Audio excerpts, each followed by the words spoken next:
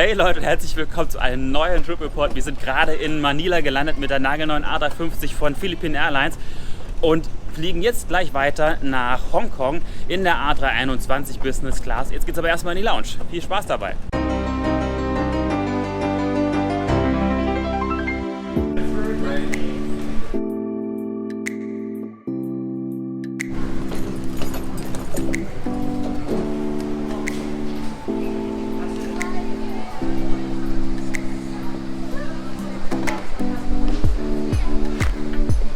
Der Manila Airport finde ich immer etwas chaotisch hier. Das letzte Mal wurden mir schon mein Haarspray, mein Haargel abgenommen, warum auch immer. Diesmal nicht, aber es ist sehr, sehr kompliziert. Man muss, also man herkommt, immer zum Transferdesk gehen, um seine Boardingcard nochmal abstempeln zu lassen. Erst dann kann man hoch in den Departure-Bereich gehen. Gut, jetzt gehen wir erstmal in die Lounge.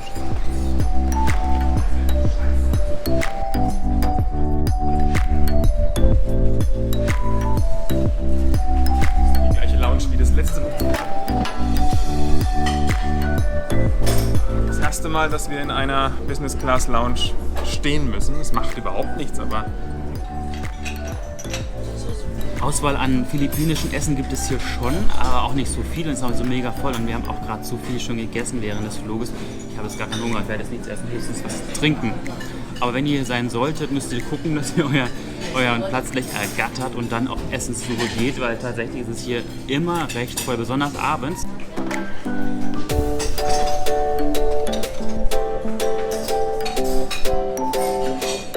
Früher habe ich gedacht, das ist nur Haferschleim, aber das ist eine traditionelle indonesische Speise, philippinische Speise, Arroz Caldo, das ist eine Art Reisschleim mit Hühnchen drin. Schmeckt wie Hühnerfrikassee. Kennt ihr das? Total lecker.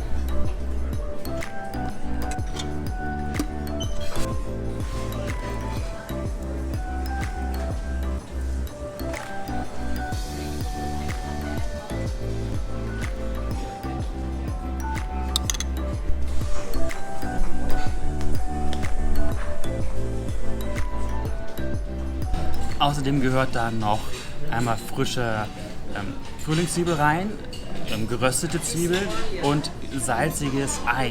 Das macht das noch ein bisschen würziger und ein bisschen Fischsoße. für mich als Nicht-Philippiner hat es im Flieger genauso gut geschmeckt. Ja, das war jetzt hier die Lounge in Manila. Ja.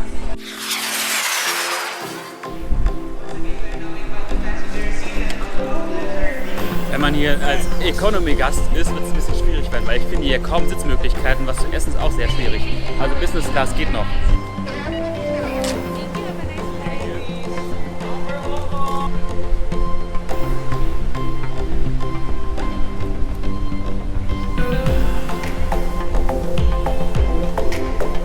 Das war ein schnelles Boarding hier. Aber wirklich, 5 Minuten wurde aufgerufen, vor 5 Minuten und es ist keiner mehr da. Angeblich sind sie alle schon drin, wir sind die Letzte, das glaube ich aber auch wieder nicht. Das ist Quatsch. Niemals. Jetzt geht es erstmal für 2 Stunden in Richtung Hongkong in der A321 von Philippine Airlines Business Class. Wir sitzen in der Reihe 3, es gibt noch 3 Reihen, in der 2-2 Configuration. Also besser als viele oder die meisten europäischen Airlines mal wieder. Genau.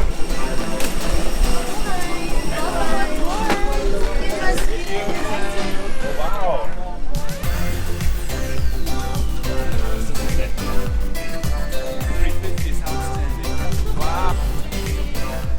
By the way, here our business class menu.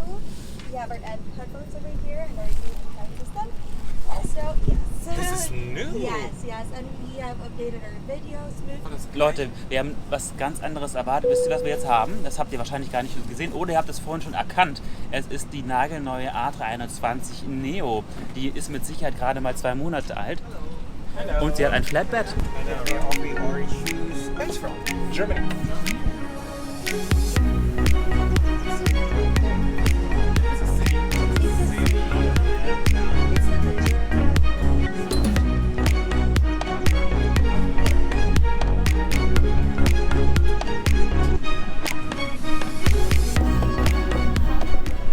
Habt ihr das gesehen? Das ist die Exit Draw hier in der A321 Neo. Der beste Sitz wahrscheinlich hier in der Economy. Wahnsinn!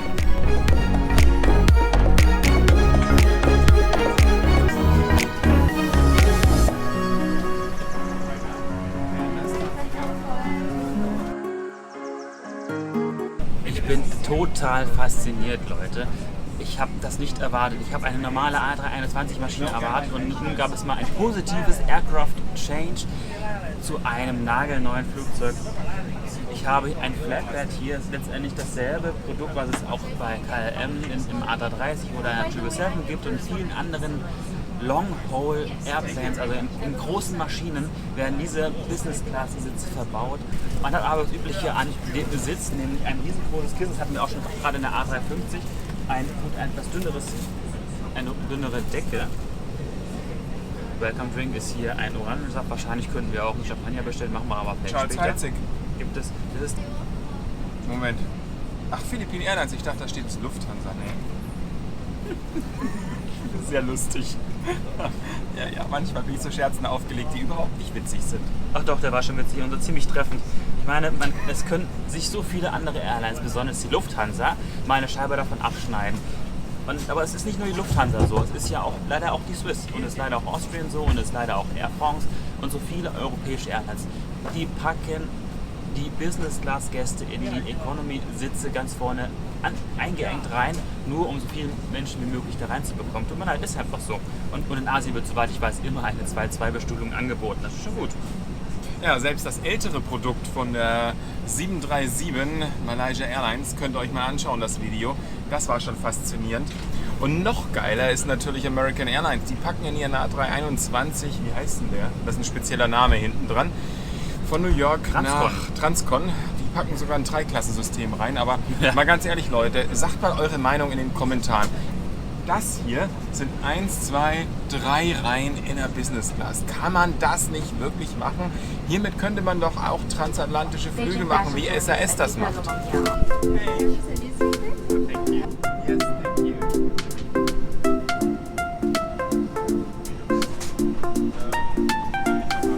Jetzt habe ich die Kamera auch nicht schnell genug parat gehabt. Das ist immer so bei Philippine Airlines. Fühle ich mich total herzlich willkommen. Denn die Purserin, also die Purserette, die jetzt gerade hier war, die war so freundlich zu uns. Sie hat sich auch gleich unseren Namen gemerkt und uns willkommen geheißen und hat uns auch gleich alles Mögliche angeboten. Und ganz ehrlich, wir sind nicht angemeldet jetzt hier. Also es ist üblich so bei Philippine Airlines, dass man so nett mit den Gästen umgeht. Da kenne ich auch wieder ganz andere.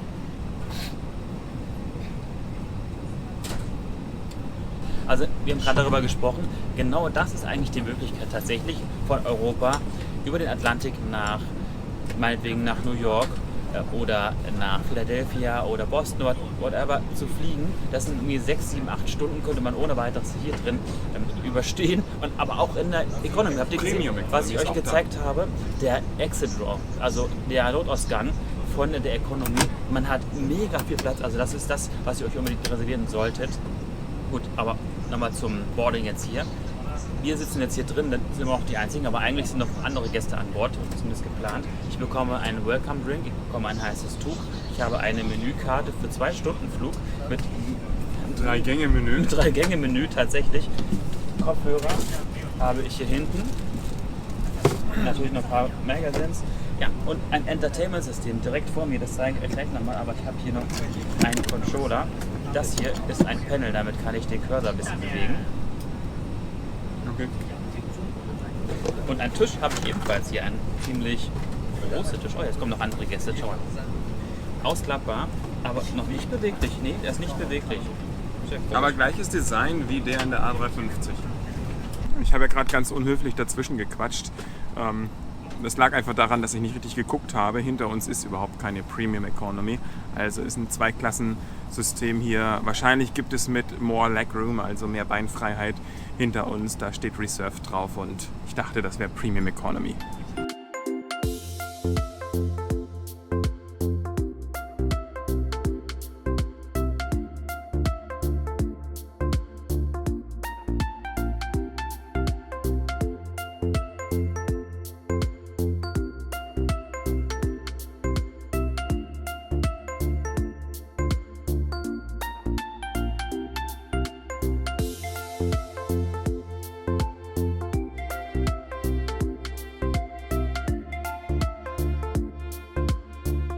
Das Entertainment ist zwar schön und gut, also ist ein richtig hochauflösender Monitor, auch total einfach zu bedienen, aber es gibt keinen einzigen Film mit deutscher Tonspur.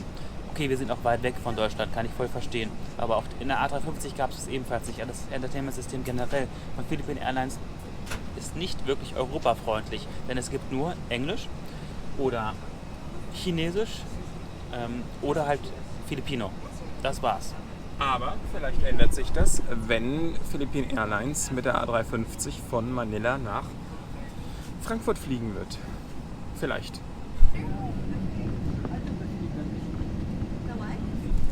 Da drüben steht noch eine weitere A321 Neo. Ich weiß nicht genau, wie viele sie schon haben. Ich werde es gleich nochmal checken, denn es gibt hier Wi-Fi an Bord. Ich war nicht darauf vorbereitet. Ich werde also gleich mal checken und euch sagen, wie viel A321 Neos die Philippine Airlines schon besitzt und bestellt hat. Ja, und was da noch so an Features gibt. Hierbei ist das Triebwerk riesig im Vergleich zu der normalen A321. Da, guck, riesig. Thank you.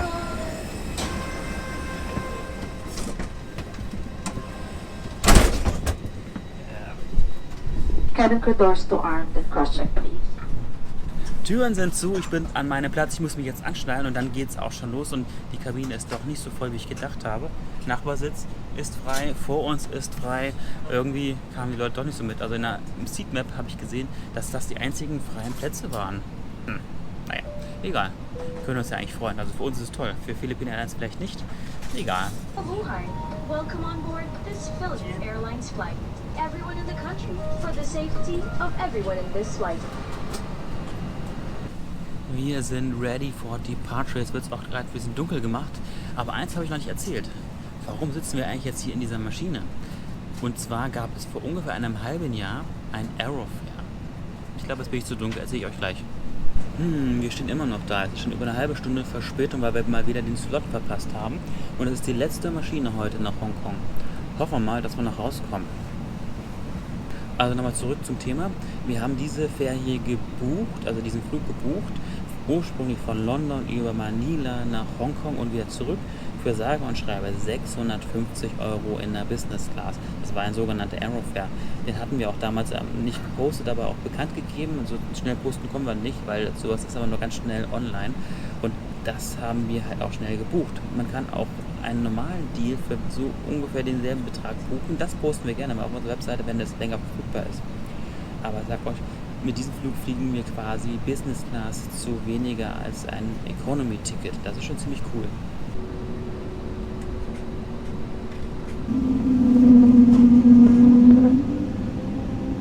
Cabin crew, prepare for takeoff. Cabin crew takeoff station.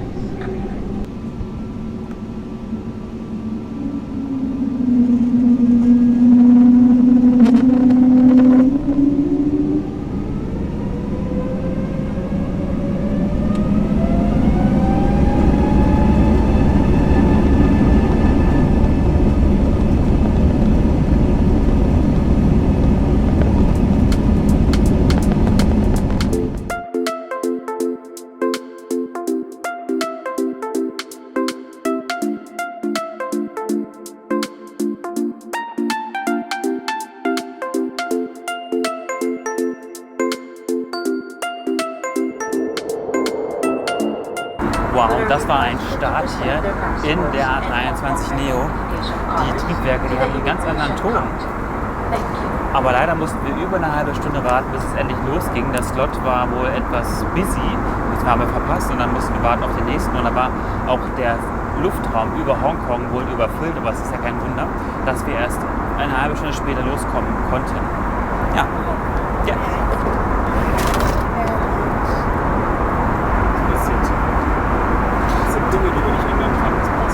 Genau, probieren wir mal schnell aus, wie das flache Bett aussieht.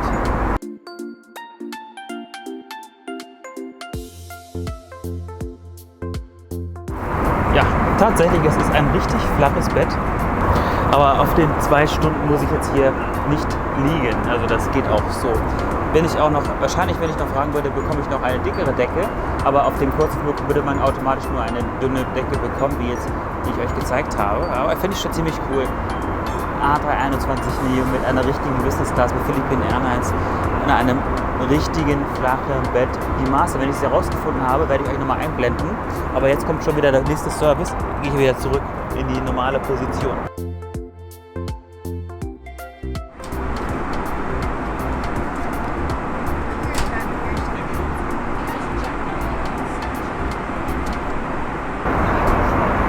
Ja, ruckzuck beginnt der Service mit einer Schale mit Nüssen und den Champagner. So, cheers.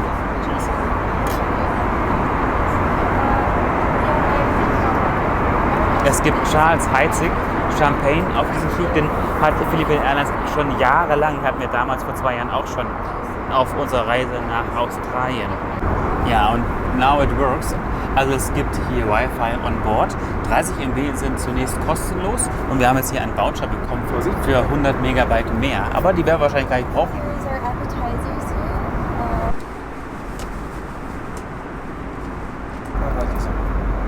I take one of this. I'll be right back. Aber auch hier auf diesem Kurzflug bietet Philippine Airlines einen extrem guten Service. Hochwertiges Service, hochwertigen Champagner. Allein hier schon die Vorspeise mit vietnamesischen Rollen und sieht mega frisch aus. Ich bin jetzt gespannt auf die Vorspeise und dann auf das Hauptgericht, aber das wird mit Sicherheit genauso gut sein. The milkfish. It's a very Asian food, huh? Yeah, I like Asian food. Okay. Dominik hat den Fisch mit irgendeiner Bratensoße, wie es aussieht, Ja. und Reis. Ich habe gefülltes Hühnchen mit einer, glaube ich, Pilzsoße. Bin mir nicht so sicher, was ich gelesen habe. Would you like Oh, was hast du Geiles. Sag nicht, dass es meine Lieblingsnudeln sind. Ich habe übrigens auch vergessen, euch zu sagen, was es noch so am Platz gibt. Hier vorne ist übrigens die Steckdose für jeden Platz einen. Hast du schon USB? Ach, hier oben ist dann der USB-Anschluss mit dem Audioausgang, eine Leselampe und hier habe ich nochmal die Steuerung für den Sitz. Ganz cool. Und jetzt geht es zum Dessert über. Das ist ein relativ schneller Service hier, weil wir ja auch schon fast wieder da sind. Es gibt entweder Ice Cream oder ein Mango-Mousse.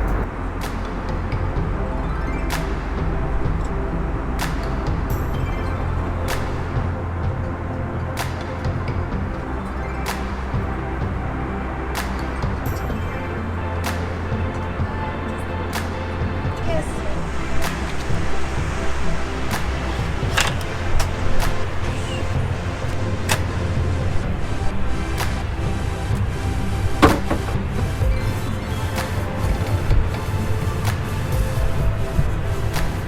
Ja, das ist die Toilette vorne. Es gibt eine einzige vorne in der Business Class und eine hinten in der Economy Class. Und sie ist schon ziemlich eng, aber die ist ja normal für ein Narrow Body, also ein kleines Flugzeug wie die A321 Neo.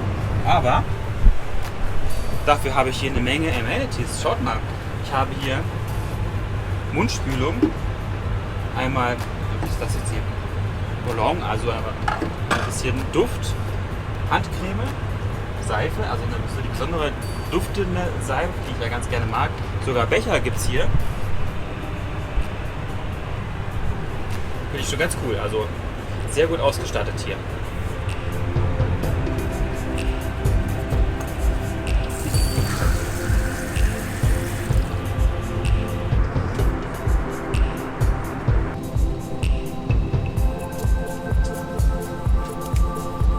Cabin crew doors disarmed. Cabin crew doors to disarmed and cross-check, please.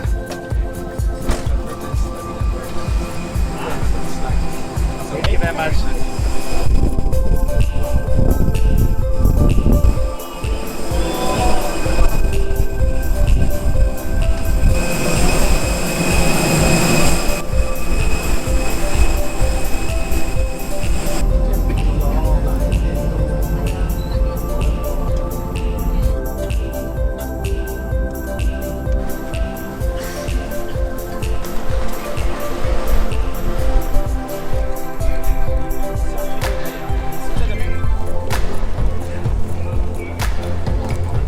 So, angekommen in Hongkong. Es war ein richtig cooler Flug mit einer nagelneuen Maschine. Hat richtig Spaß gemacht, die Business Class. Und die Crew war so freundlich, wie eigentlich bis jetzt auf jedem Flug. Wir sind schon das 6. Mal jetzt, ich glaube 6. Mal mit Philippine Airlines geflogen. War immer perfekt.